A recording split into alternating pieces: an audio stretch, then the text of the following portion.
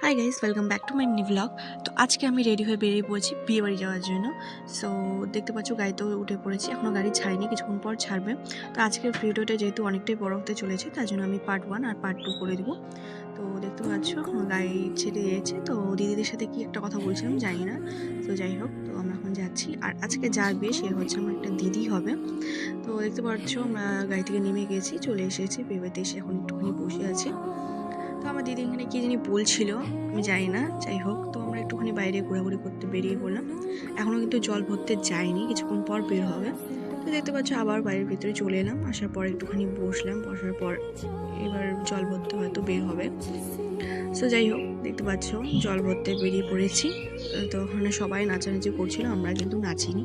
So আমরা এখন জল ভরে চলে এসেছি, এখন একটুখানি রেস্ট করছি, কিছুক্ষণ পর রেডি হব। তো চলো এখনকার মতো ভিডিওটা এইটুকু, আবার হচ্ছে নেক্সট পার্টে। Tata, bye bye.